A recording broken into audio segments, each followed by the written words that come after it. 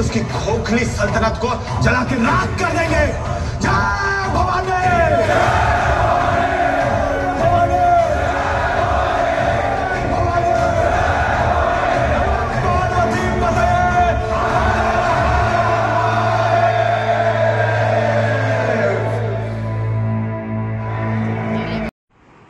नमस्कार। काल मी एक पोस्ट टाकली होती। एक हिंदी चित्रपट काल रिलीज झाला, छावा नावाचा। तो पाहायला मी माझ्या आयुष्यात पहिल्यांदा सकाळी 7 वाजता थिएटरमध्ये गेलो। फर्स्ट डे फर्स्ट शो जो चित्रपट मी बघितला असेल तो हा पहिला चित्रपट।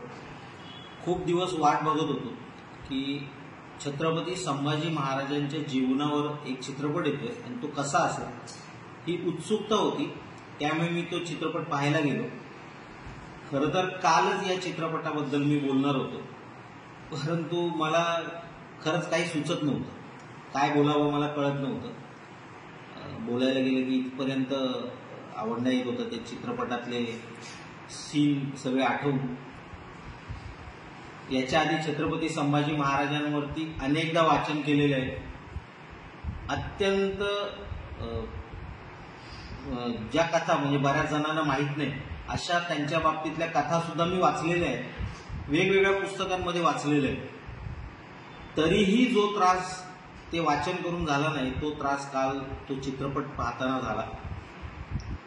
नॉर्मली आपण एखादा चित्रपट पाहतो त्यावेळी ऐतिहासिक चित्रपट असेल तर चांगले संवाद आले की घोषणा दिल्या जातात, टाळ्या वाजवल्या जातात।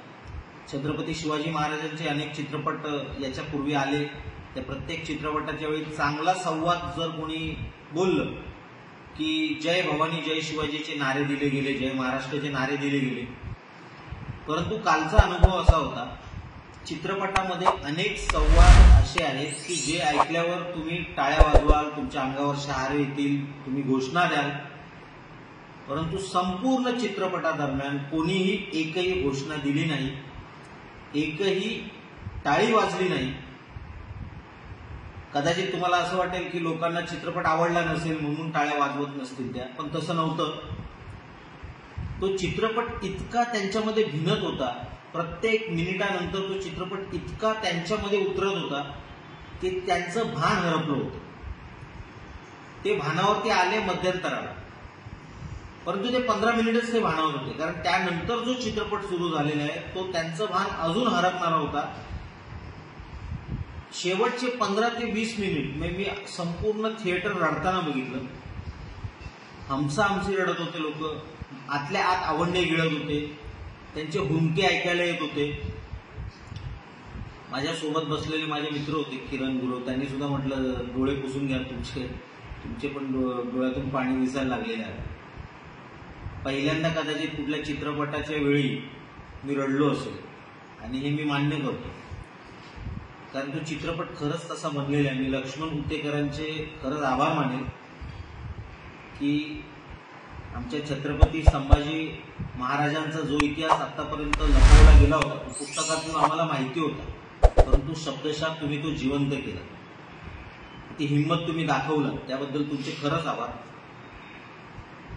प्रचंड आवडला चित्रपट लोकांना, प्रचंड विचार करायला लावणारा हा चित्रपट आहे। छत्रपती संभाजी महाराजांची आत्तापर्यंतची लपलेली बाजू लोकांच्या समोर आणणारा हा चित्रपट आहे। जुन्या इतिहासकारांनी ज्यांच्याकडे कदाचित ते संदर्भ नव्हते, योग्य संदर्भ त्यांना त्यावेळी सापडले नव्हते, म्हणून त्यांनी जे छत्रपती संभाजी महाराजांचं वर्णन केलं होतं, ते दारू प्यायचे, त्यांना मुलींचा छंद होता वगैरे वगैरे, ज्या पुस्तकावरून हे सगळं पुढचं लिखाण झालं होतं ते पुस्तक लिहिलं होतं चिटणीस म्हणून, ज्यांना हत्तीच्या पायाखाली छत्रपती संभाजी राजांनी दिलं होतं। चित्रपटामध्ये पण ते दाखवलेलं आहे, त्यांच्यावर विषप्रयोग करण्यात आला होता। त्याची शिक्षा म्हणून त्यांना मृत्यूदंडाची शिक्षा दिली होती। त्या चिटणीसांच्या नातवाने जे संभाजी महाराजांचं त्यावेळी चरित्र लिहिलं, ते चरित्र साधारणतः वासी बेंद्रेंनी त्यांच्याबद्दल नवीन संशोधन करून नवीन चरित्र लिहिण्यापर्यंत तेच चरित्र चालू होते। त्यामुळे एकूणच सर्व मराठी जनतेच्या मनामध्ये छत्रपती संभाजी महाराजांची एक प्रतिमा गेल्या 10 वर्षापूर्वीपर्यंत होती, जी त्यांच्यावर अन्याय करणारी होती. गेल्या 10 वर्षात मात्र हे चित्र बदललं होतं. संभाजी महाराजांची खरी प्रतिमा, त्यांनी किती युद्ध केली, किती जिंकली, त्यातली त्यांच्या धर्मपत्नीवरती असलेलं प्रेम, त्यांचं अनेक भाषांवर असलेलं प्रभुत्व, या सगळ्या गोष्टी लोकांच्या समोर आल्या होत्या, परंतु लोकांनी प्रत्यक्षात त्या पाहिल्या नव्हत्या. ते लक्ष्मण उत्तेकर यांनी दाखवून दिलं. आणि नुसतं दाखवलं नाही, संपूर्ण चित्रपटभर कुठेच आम्हाला विकी कौशल दिसलाच नाही.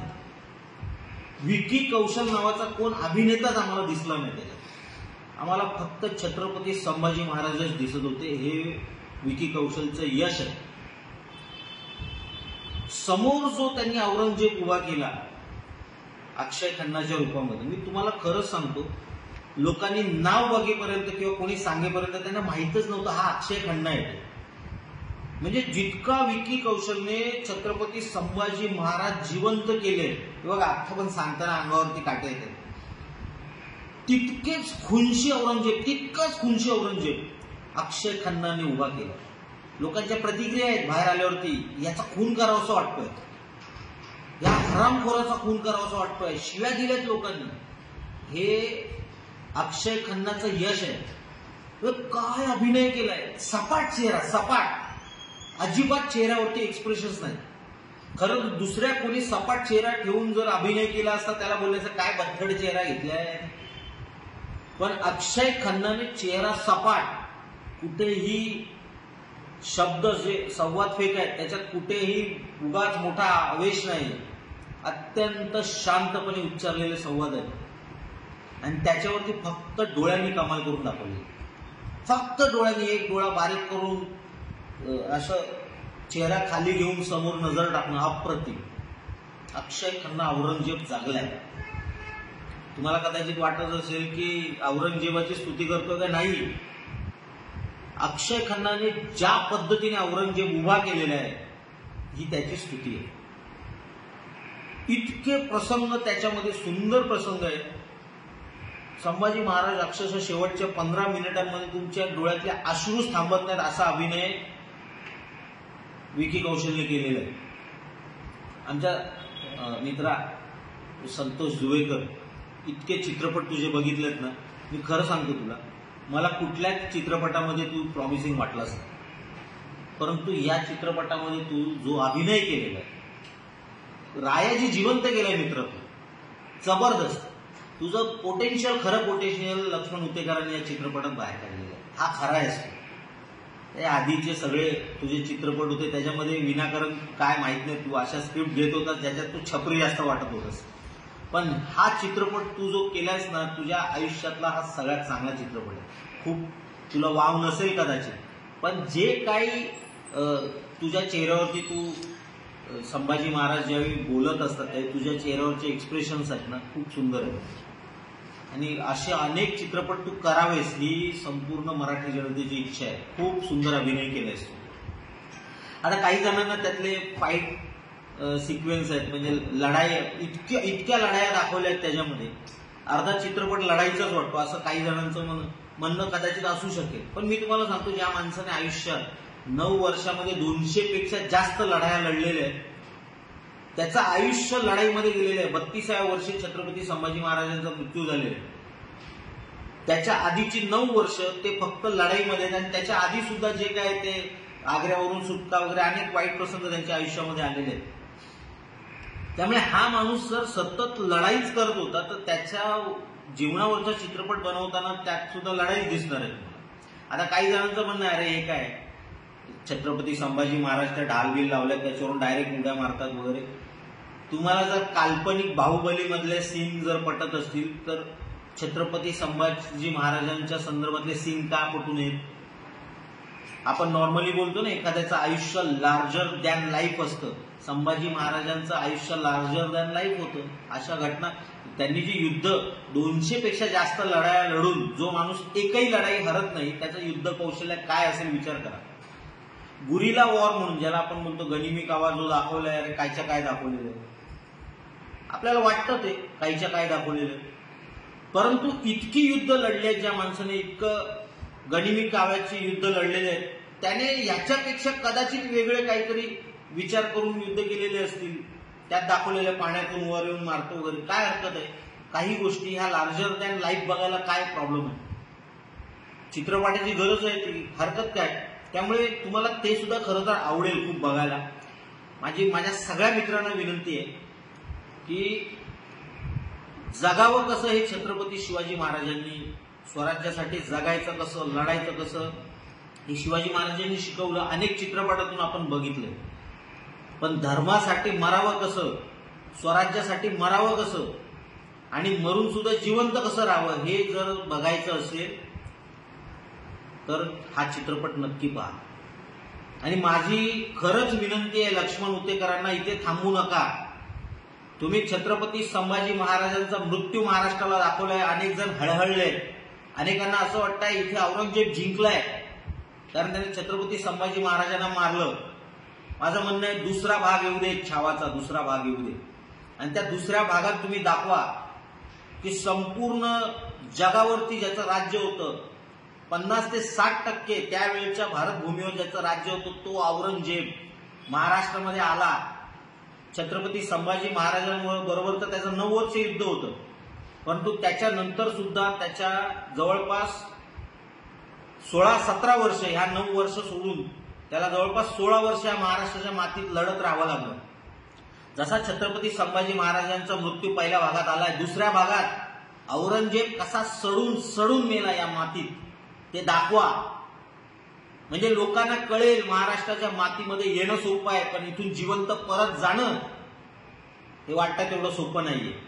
आमच्या मुलांना कळू दे छत्रपती संभाजी महाराजांचा मृत्यू त्यांनी बघितलेला, पण औरंगजेब कसा या मातीमध्ये सडून सडून मेला आणि मराठ्यांनी कसा मारला त्याला, आयुष्याचा शेवट त्याचा किती घाणेरडा झाला, त्याच्या तंबूतली रोगराई, हे सगळं कळू दे. ज्यांना वाटतं ना, ज्यांचा बाप, जे स्वतःला मानतात ना आमचा बाप औरंगजेब आहे, त्यांना सुद्धा दिसू दे तुमच्या बापाला या महाराष्ट्राच्या मातीमध्ये मराठ्यांनी कसा लोळवला, कसा सडवून सडवून मारला ते.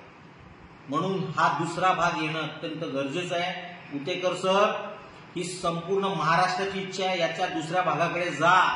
याच्या पुढे मराठी कसे लढलेत राजाशिवाय, ताराराणींनी कसं संपूर्ण हे स्वातंत्र्याचं युद्ध पुढे चालवलं, राजाराम महाराजांनी कसं चालवलं, संताजी धनाजींनी कसं चालवलं, हे महाराष्ट्राला कळू दे.